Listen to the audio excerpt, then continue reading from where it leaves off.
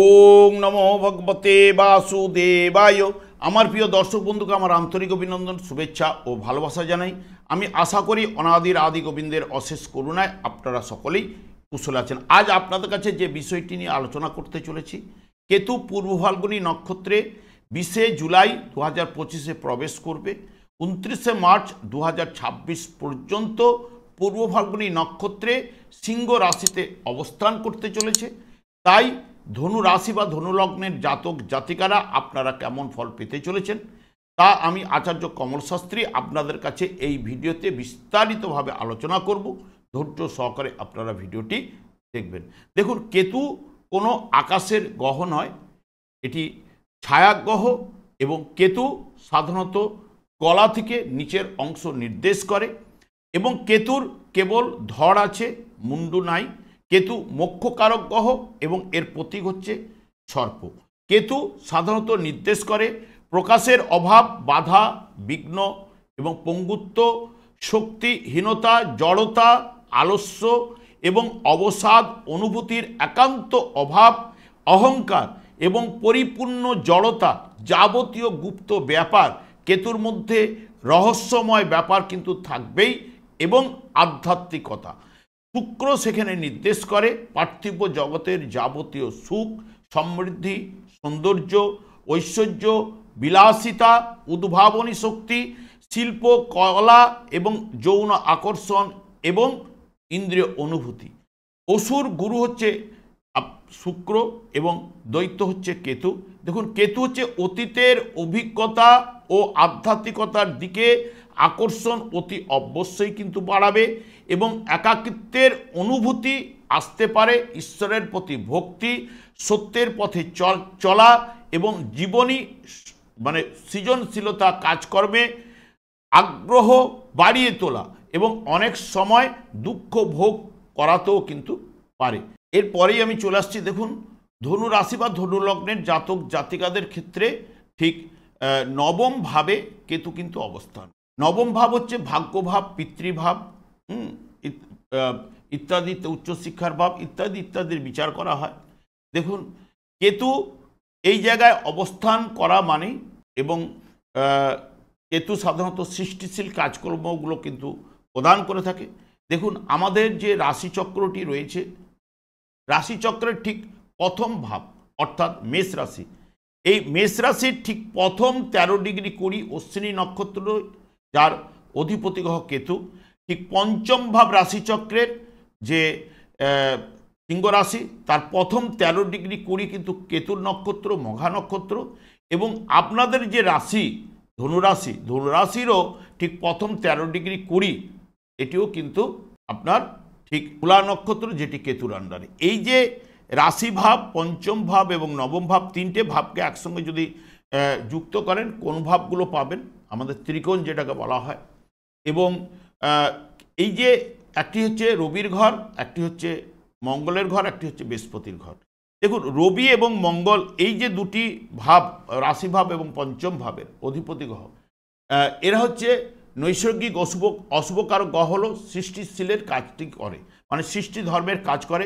বৃহস্পতি এমনিতেই নৈসর্গিক শুভকারক গ্রহ, সেও কিন্তু সৃষ্টি জ্ঞাপকের কাজ করে। তাহলে এই যে তিনটে ঘরের অবস্থান কেতুর, তারা সবই কিন্তু সৃষ্টি জ্ঞাপকের মধ্যে পড়ে। তাহলে এর নক্ষত্রগুলো, তাহলে কেতুর নক্ষত্র বা কেতু সাধারণত সৃষ্টি জ্ঞাপকের ফলগুলো প্রদান করবে।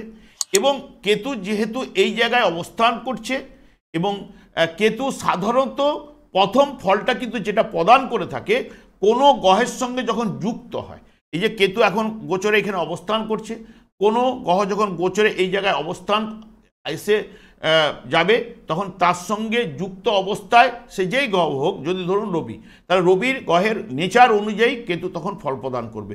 যদি এসে যায় বুধ, তাহলে বুধের নেচার অনুযায়ী কেতু কিন্তু ফলটা কিন্তু প্রদান করবে। তারপরে যদি কোনো গ্রহ যদি যুক্ত না থাকে, দ্বিতীয়ভাবে কোনো গ্রহ যদি কেতুকে দৃষ্টি দেয়, তখন দ্বিতীয়ভাবে ফলটা এইভাবে কিন্তু প্রদান করবে তার নেচার অনুযায়ী, সেই গ্রহটি নেচার অনুযায়ী যে গ্রহটি দৃষ্টি দেবে। তৃতীয়ত, কেতু যে এই যে পূর্ব ফাল্গুনী নক্ষত্রে প্রবেশ করছে, এই পূর্ব ফাল্গুনী নক্ষত্রের ফলটা তৃতীয়ভাবে দিয়ে থাকে। এবং পরিশেষে মানে চতুর্থভাবে যে ঘরটিতে বসে রয়েছে কেতু, কারণ কেতুর তো নিজস্ব কোনো ঘর নেই, সে কারণে এই ঘরে যখন বসে রয়েছে, এই ঘরের যে মালিক অর্থাৎ এই ঘরের অধিপতি রবি, তা রবির নেচার অনুযায়ী পরিশেষে কিন্তু ফলটা প্রদান করে। কেতু সাধারণত রাশিচক্রের নবমভাবে, এখন মানে রাশিচক্রে বলি আপনাদের ধনু রাশি বা ধনু লগ্নের জাতক জাতিকাদের ক্ষেত্রে নবমভাবে অবস্থান করার জন্য তা দেখবেন বিধর্মীয় যার সংস্পর্শে কিন্তু ভাগ্য উন্নতি অনেকের কিন্তু ঘটায়। কারণ কেতু যেহেতু অন্য কাস্ট নির্দেশ করে, তাহলে বিধর্মী সংস্পর্শে অনেকের ক্ষেত্রে ভাগ্য উন্নতি ঘটায়। সে পূর্ণ কর্মে এবং দান ধ্যান এইগুলো কিন্তু করে থাকে, পূর্ণ কর্ম প্রদান করে এবং সেখানে দান ধ্যান ইত্যাদি কিন্তু করায়। পড়াশোনার ক্ষেত্রে একটু অলসতা বাধা এগুলো নিয়ে আসে এবং ভ্রমণকালে বিপত্তিও কিন্তু ঘটায়। তবে ধর্মীয় ব্যাপারে সুনাম বৃদ্ধি, ধর্মের কাজগুলো, যেহেতু কেতু আধ্যাত্মিকতার কারক গ্রহ, যেহেতু নবম ভাব হচ্ছে ধর্মভাব বলা হয়, সেই কারণে ধর্মের ব্যাপারে জন্মকালীন যদি গ্রহটি শুভ থাকলে এই নবমভাবে এবং আধ্যাত্মিক দিক দিয়ে মন মানসিকতা, দান ধ্যান করার মন মানসিকতা, কোনো হিতকর কাজে আর্থিক ব্যয় ঘটানো, এই কাজগুলো কিন্তু নবমভাবে কিন্তু প্রদান করে। কোথাও আপনি তীর্থে ভ্রমণে গেছেন, সেখানে ভ্রমণে গিয়ে সেখানে ভান্ডারি দিলেন, ভান্ডারি দিয়ে অর্থ কিছুটা ব্যয় করলেন, লোকের উপকার করলেন, সেই জায়গাগুলো কিন্তু করায়। তবে শুক্রের নক্ষত্রে থাকার জন্য এখানে 27শে জুলাই থেকে 21শে আগস্ট পর্যন্ত দেখবেন শুক্রের নক্ষত্রে অর্থপ্রাপ্তিতে একটু বাধা ঘটাবে, মহিলার দ্বারা আর্থিক উন্নতি আর্থিক ক্ষতি করাবে এবং অস্থিরতা, চঞ্চলতা এবং স্ত্রীর থেকে একটা অশান্তি ভোগ করা, সর্দি জ্বর, পেটের সমস্যা, এইগুলো কিন্তু 27শে জুলাই থেকে 21শে আগস্ট পর্যন্ত সম্ভাবনা থাকবে এবং 22শে আগস্ট থেকে 14ই সেপ্টেম্বর পর্যন্ত সম্পদ লাভ, দানসূত্রে কোনো অর্থ প্রাপ্তির যোগ আসতে পারে, আশাতীত লাভ, বিপরীত লিঙ্গের সহিত নিবিড় ভালোবাসা এবং ধন, যদি এই সময় বিয়ে হলে দেখবেন ধন ভাগ্যশালী স্ত্রী লাভ, এটা কিন্তু ওই সময় করাতে পারে।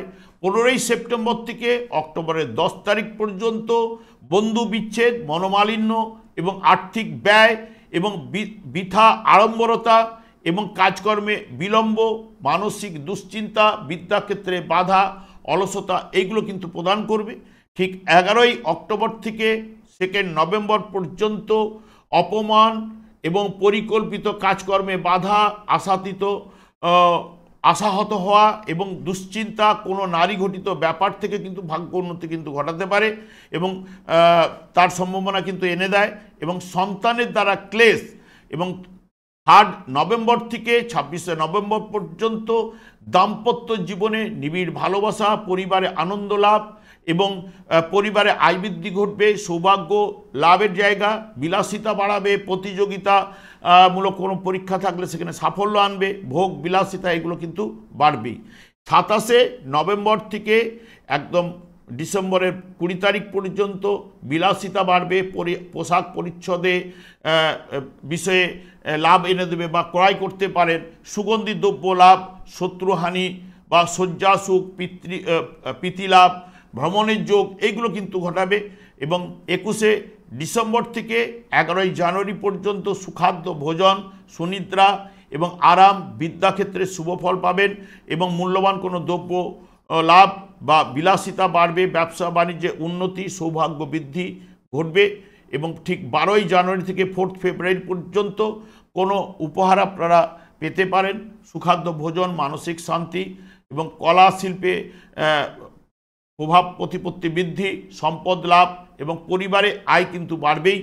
ঠিক 5ই ফেব্রুয়ারি থেকে 28শে ফেব্রুয়ারি সুখলাভ, প্রভাব প্রতিপত্তি লাভ, উৎসাহ উদ্দীপনা বৃদ্ধি, আশাতীত লাভ, দাম্পত্য জীবনে আনন্দের বাতাবরণ, এগুলো কিন্তু অতি অবশ্যই ঘটবে।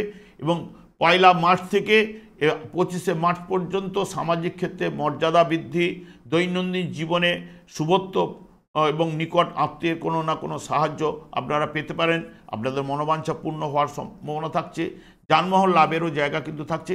এই নক্ষত্রের মাধ্যমে এইগুলো উঠে আসার সম্ভাবনা। তাছাড়া দেখবেন কেতু এই জায়গায় অবস্থান করছে, জন্মকালীন যদি এই জায়গায় যার কোনো গ্রহ থাকলে তাদের কিন্তু ফলের তারতম্য ঘটবে। কারণ দেখুন আমরা সাধারণত বিচার ক্ষেত্রে যখন গোচর ফলটার অনুযায়ী বলছি, কিন্তু এখানে বহু মানুষ রয়েছে আপনাদের ধনুরাশির বহু মানুষ রয়েছে। একই রকম তো ছক হতে পারে না, কারো না কারো দেখবেন এই সিংহ রাশিতে জন্মকালীন যদি কোনো গ্রহ অবস্থান করে থাকে, সেই অবস্থানের উপরে কিন্তু কেতু প্রবেশ করছে গোচরে। যাই গ্রহ অবস্থান করুক না কেন, যদি ধরে নিন রবি অবস্থান করছে, রবি অবস্থান করলে তার উপরে কেতু প্রবেশ করা মানে এখানে তাহলে গ্রহণ সৃষ্টি করছে, তাহলে নানান দিক দিয়ে বাধা বিপত্তি বিঘ্ন এগুলো কিন্তু ঘটবেই। যে পুরো মাত্রায় যে শুভ ফলটা উঠে আসবে তা কিন্তু নয়। যদি মঙ্গলও এখানে প্রবেশ করে, মঙ্গল তখন দেখবেন মঙ্গল আপনার জন্মকালীন শুভ ছিল না, কিরম বলবান ছিল সেটাও কিন্তু দেখার রয়েছে। সেই অনুযায়ী কিন্তু ফলগুলো কিন্তু বর্তাবে, এটা কিন্তু মাথায় রাখবেন। এই যে অনেকে বলে মেলে না, কথাটা বলে, এই যে মেলে না, কারণ তার পার্সোনাল জন্মছক তো বিচার করা হচ্ছে না, এখানে গ্রহগুলোর অবস্থান, বর্তমান অবস্থান, সেই অনুযায়ী ফলাদেশগুলো করা হয়। এবং দেখবেন এই যে এই মুহূর্তে কোনো না কোনো তো জাতক জন্মগ্রহণ করেছে, তাদের ক্ষেত্রে কিন্তু মিলতে বাধ্য। যেগুলো আমরা ফলাদেশ করে থাকি তাদের ক্ষেত্রে মিলতে কিন্তু বাধ্য, এটা কিন্তু মাথায় রাখবেন। এগুলো যেটা ন্যায্য, যেটা উঠে আসে সেটাই কিন্তু আমরা বলার চেষ্টা করি। এইটুকু আপনাদের ধরিয়ে দিলাম, আপনারা দেখুন কতটা আপনাদের ক্ষেত্রে প্রযোজ্য। আমি আর দীর্ঘায়িত করব না। আমি আচার্য কমল শাস্ত্রী, প্রত্যেক বুধবার এবং শুক্রবার সন্ধ্যা 8:30 এই চ্যানেলে লাইভ অনুষ্ঠান নিয়ে উপস্থিত হই। ঠিক ওই সময় আমাকে ফোন করলে আপনারা নিজেদের ভাগ্য বিষয়ে জানতে পারবেন। তাছাড়া বিভিন্ন ধরনের ভিডিও আপলোড করে থাকি, সেগুলি পাওয়ার জন্য আমার চ্যানেলটিকে সাবস্ক্রাইব করে বেল আইকনে ক্লিক করে রাখুন। যখন আমি লাইভ অনুষ্ঠান বা যে কোনো ভিডিও আপলোড করলে আপনি নোটিফিকেশন পৌঁছে যাবে। আমি অনাদের আদি গোবিন্দের কাছে প্রার্থনা করি আপনারা ভালো থাকুন, সুস্থ থাকুন, আনন্দ থাকুন। আজ এই পর্যন্ত, পরের ভিডিওতে দেখা হচ্ছে। নমস্কার।